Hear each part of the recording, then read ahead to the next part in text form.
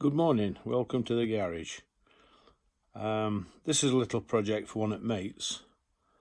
He bought this bike some years ago, and unfortunately I think we reckon it's probably been run over with a bus at some time or another, because it goes down roads like sideways.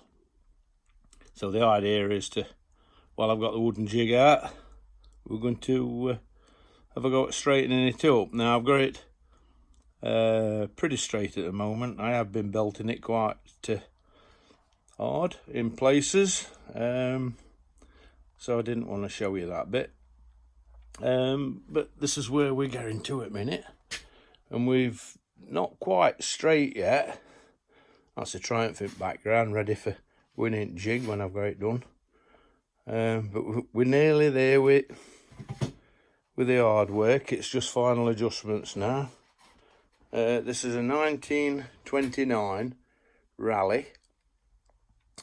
Obviously it's nearly 100-year old, so it's done a lot of work in its time, and my mate rides it all over the place. He does a lot of riding on it in these clubs, and so I thought I'd just show you this while I straighten it him out. He likes to get on these old vintage bikes. They're not quite what I like, but I thought you might be interested in what it is.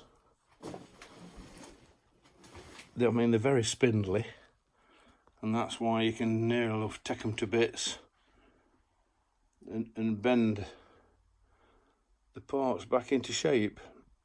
We've got a little problem with links at the top, and the actual forks has been bent. Anyway, they're nearly there. I've just got to do a little bit more straightening, but I thought you might want to just look at that project. And this is a Triumph 500 project, but my mate comes down and does this one night a week, and he's getting there nice and slowly. I thought I'd just show you that one. It's an all aluminium Triumph, which were a nice light bike. Anyway, there we go. So I just thought you'd like to see them, and we'll see you later on. Thank you very much for watching.